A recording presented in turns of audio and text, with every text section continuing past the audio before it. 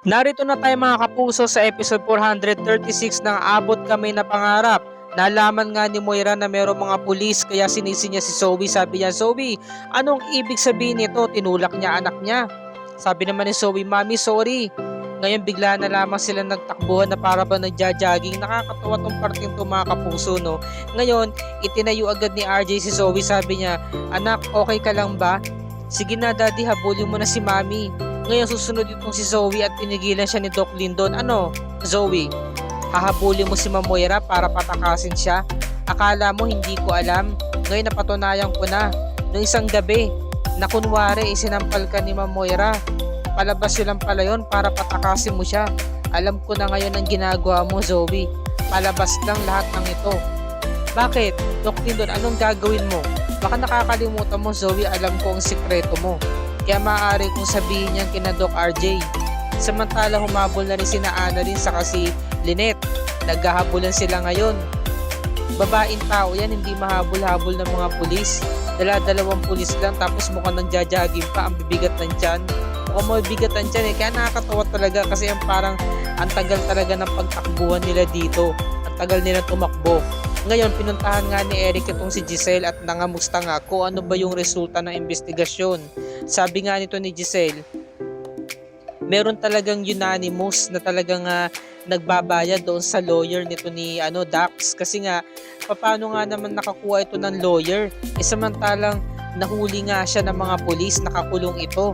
Diba? Sino kaya yung tao na yon? Sabi naman ni Eric, alam mo matutulungan kita na mabigyan ng ideya. Ba't hindi ka pumunta sa law firm para malaman mo kung sino ba talaga yung kliyente ng lawyer nung Dax? Ngayon eto na, nagkaroon ng pagbabayad, nagkaroon ng money involved, no, sa pagitan nga ng lawyer nga ni Dax saka nito ni Carlos. Anonymous daw ito. Ngayon bigla na lamang dumating yung secretary, sabi niya, attorney, meron pong babaeng nagwawala at gusto pong pumasok dito.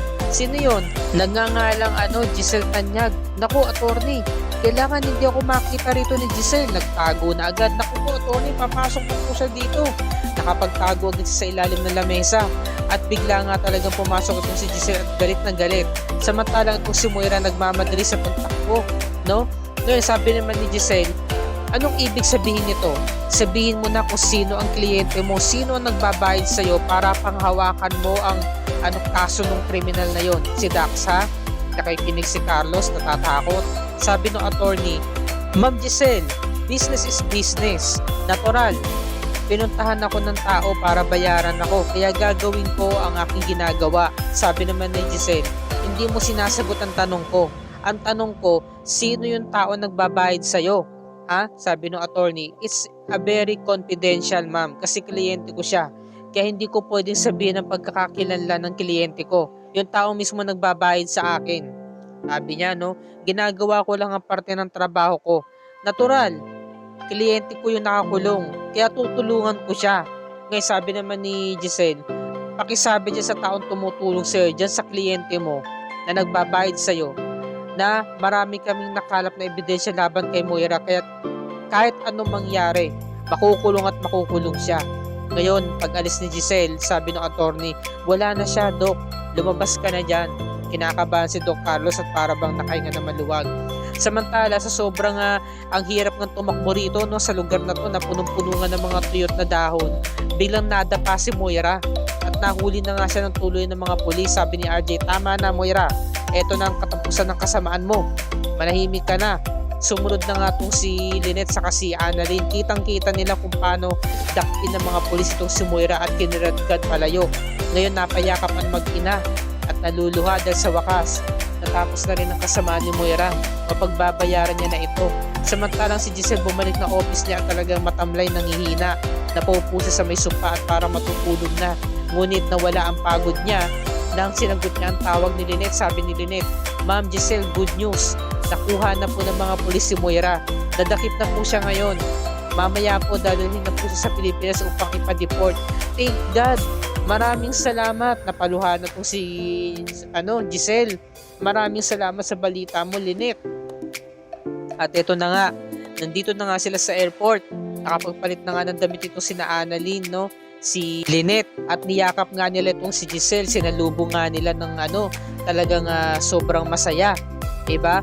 At ngayon kita nga nila na nakaposes itong si Moira, inawat ni Giselle. Ito na nga yung pinakahinihintay ni Giselle, 'di ba?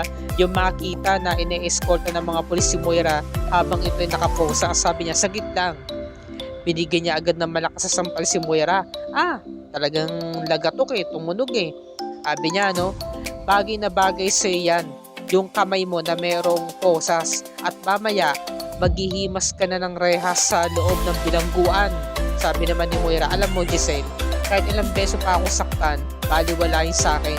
Ito lang masabi ko sa'yo, kapag nakawala ako dito, bibigyan kita ng mas matinding sampal na nararapat sa'yo. Sabi ni RJ, ang kapal talaga ng pagmumukha mo Moira, tigilan mo na yan. Sabi naman ni Giselle, talaga, ikaw pa mas matapang ngayon. May pagbabayaran mo na lahat ng mga kasalanan ginawa mo. Sabi ni Moira, tatawag ako ng magaling na lawyer at makakawala ako rito. Wala akong kasalanan. Papatunayan ko sa inyo na hindi ko ginawa ang masamang nangyari kay Lolo Pepe. Wala akong kasalanan. Wala kayong ebidensya mo kuha sa akin. At ikaw, kunwari concerned ka pa, sabi kay Zoe, ikaw ang dahilan kung ba't ako napahamak. Ikaw ang dahilan kung ba't ako nahuli ng mga pulis. Sabi ng ni Officer Mark, tama na yan. Tara na, isakin na natin siya, ilayo na natin siya. Ngayon, pinagkagulong si Moira ng mga reporters, sasaktan si Moira. Sabi niya, aray, wala akong kasalanan. Wala akong kasalanan. Ngayon, lumapit si Zoe, sabi naman ni Giselle, Zoe, totoo ba'y sinabi ni Moira na ikaw mismo ang dahilan kung bakit siya nahuli ng mga pulis? Sabi naman ni Zoe, yes tita, totoo po yun. Ito po papakita ko sa inyo, meron akong AirTag. Di ba Annalyn, galing sa'yo to? Nilagay mo to sa loob ng bag ko, hindi ba? Sabi ni Annalyn, oo, galing sa akin to. Sabi naman ni RJ, kung ganun alam mo pala na sinusundan ka pala namin. Pero bakit umakting ka na parang wala kang alam? Sabi naman ni Zoe, kasi po napatunayan ko na sobrang sama na ni Mami. Siguro naisip ko na baka ito na yung way ko para mahuli na siya ng mga pulis at magwakas na yung mga kasamaan niya. At isa pa, sinabi sa akin ni Mami na gusto ro niyang patayin sina Annalyn sa si Lynette. Kaya ginawa ko to, o hakbang na to para mahuli na talaga si Mami. Kasi ito rin naman yung gusto natin, di ba? Ang matapos na ang kasamaan niya para makahinga ka na rin na maluwag, Annalyn. Alam ko sobrang sakit sa parte ko dahil maaaring hindi na kami magkita ni Mami saka anak niya ako. May care pa rin ako para sa kanya. Mahal ko pa rin siya. Kaya nag-aalala pa rin ako. Sabi naman ni Giselle, nagkamali ako ng hinala sa iyo, Zoe. Maraming salamat kasi ginawa mo to para sa pamilya natin. Naunawaan kita. Pero magkagayon man, kriminal pa rin ang mami mo. At meron pa rin siyang haharaping kasarusahan sa mga kasalanan ginawa niya. At niyakap nga niya itong si Zoe at umiiyak nga itong si Giselle. Di ba napapaluha? Samantalang ganoon din si RJ na lumuluha na rin, niyakap niya si Zoe. Samantala after noon, yumakap naman si Annalyn kay ate Zoe niya. At napatunayan nga talaga ni Zoe, talagang nagbago na siya. Ano sa tingin niyo mga kapuso? Kasi Coco ang inyong tatanungin. Nagpapanggap na naman itong si Zoe kasi nga playing safe para maligtas siya, diba? Hindi na bali mapahamak ang mami niya, wag lang siya. At eto pa, pinagkagulo ng mga reporter si Moira. Sabi ni Moira, pwes, ako rin naman ang tinutukoy ng mga pulis na ako ang pinakamasama dito. Sasabihin ko na, masama ako at talagang gagawin ko lahat para makalaya ako, para makapagiganti ako sa pamilya Tanyag. Sasaktan ko sila, papatayin ko sila. Pero ito lang masabi ko sa inyo, wala akong kasalanan sa pagkakadawit kay Sir Pepe. Wala kayong ebidensya makukuha sa akin. Ngayon eto na, sabi naman ni RJ, Annalyn, Lynette, gusto nyo ba ihatid ko na kayo? Ay hindi na, RJ, salamat. Susunduin na kami ni Carlos, papunta na siya dito. Kaya sabi naman ni Lynette, hindi talaga ako makapaniwala, no? Na sobrang dami ng kasalanan ni Moira noon. Magmula noon hanggang ngayon, tinulak ka niya sa hagdan, sa aming mag-ina. Ang dami niya ng kasalanan ginawa sa amin. Tapos ngayon, magtatapos na rin sa wakas ang mga kasamaan niya. Ngayon sabi naman ni Annalyn, Nay, alis po muna ako puntahan ko po muna si Zoe. Ngayon, eto na. Naiwan sa lounge itong sina RJ saka si Lynette. Samantala, papunta na nga si Annalyn kay Zoe. at pinayagan siya ni RJ sa kanila Lynette. So nagkangitian sila, nagkatitigan sila kasi nga sila nga yung dalawang natira. Ngayon eto na, pinuntahan na nga ni Annalyn si Zoe. Zoe, kamusta ka? Sabi naman ni Zoe, okay na ako. Zoe, maraming salamat kasi ginawa mo to para sa amin. Alang-alang sa mami mo kay Ma'am Moira. Ngayon sabi naman ni Zoe, okay lang. Kasi kinakailangan ko tong gawin para matapos na yung kasamaan ni Mami. Talagang ginawa mo yon kahit na mami mo siya. Talagang gugustuhin mo na makulong siya. Ngayon sabi naman ni Justin, biglang umentre. Ang ganda ng entrance dito ni Justin eh. Dapat nga talaga pati ikaw nakakulong din eh. Nagtataka ako ba't hindi ikaw nakakulong at yung mami mo lang. Bigla siya agad umentra. Nagulat yung dalawa eh. Napalimon yung dalawa sa likod nila, si Justin pala. Sumunod, diba? Ngayon sabi naman ni Zoe, bakit? Ano ba problema mo? O bakit? Alam ko naman na palabas mo lang ang lahat ng to eh. Kunwari gumagawa ka ng paraan para mapasakamay mo yung mami mo, bauto mo. Tapos kunwari mahuhuli siya ng mga polis. Alam mo, pinapaikot mo lang kami, Zoe. Alam ko na yung mga galawan mo. Baka nga kaya ka pumunta ng Japan eh, para tulungan yung mami mo na makatakas ng bansa. Hindi ba? Ano ba pinagsasabi mo? Ako pikon na ako sa iyo, sabi ni Zoe. Sabi naman ni Annalyn, tama na yan Zoe. Justin, nandito tayo, wag kayong mag-away. Sabi naman ni Justin, alam ko naman na nagpapanggap ka lang eh. Nagkukunwari ka nagbago na, nagkukunwari ka mabait. Pero ang totoo, pupuntahan mo rin yung mami mo sa kulungan para makagawa ng plano. Alam ko naman na kasabot ka at may kinalaman ka sa aksidente ni Lolo Pepe. Yung pangyayari sa kanya. Kaya ngayon, talagang pag-alis ni Justin, bigla siya sinabunutan ni Zoe. Samantala, eto na. Merong magaganap na press conference. Kaya kailangan maganda ni Moira. Sabi naman ni Moira, mapapahiya ako. Hindi ako pwedeng makita ng mga tao. Malalaman nila rin tungkol sa akin. So wala daw talaga siyang magagawa. Kasi nga ito nga yung kagustuhan nga ni RJ sa ni Giselle. Samantala nakuha pang mahiya nito ni Moira, 'di ba? Kahit paano meron pa pala siyang kahihiyan. Ngayon eto na. Hindi na nga talaga makayanan ni Zoe yung paninisi sa kanya ni Justin. Ang galing nga ni Justin dito eh. Like mother, like daughter, no, manang-mana talaga siya kay Giselle.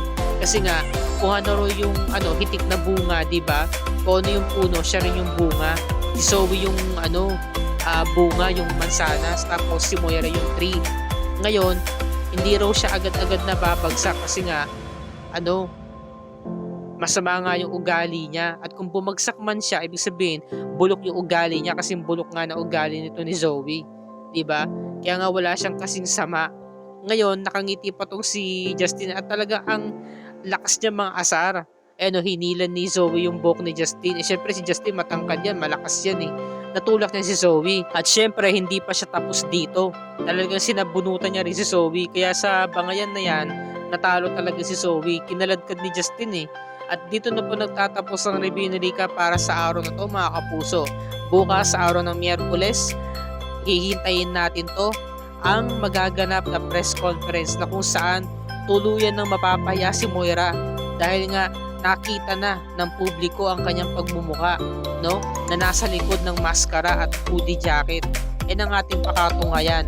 At syempre, hindi natin alam kung totoo ito o hindi ang pagbabalik muli ni Lolo Pepe na magaling na siya, diba? At sinasabi niya na meron daw kasabot si Moira na 2 tao. Syempre alam na natin yung sina Zoe saka si Carlos. Yan ang pakatunghayan natin dahil lalo nang gumaganda ang bawat tagpo. Dito lamang niya sa Abot Kami ng Pangarap. At kung bago ka pa lamang sa aking channel, kung maaaring makahingi ako sa iyo ng subscribe at i-click mo na rin ang bell icon para lagi ka updated sa episodes na to sa programang ito and other GMA shows tulad nito. Maraming salamat po sa inyong panonood and God bless us all.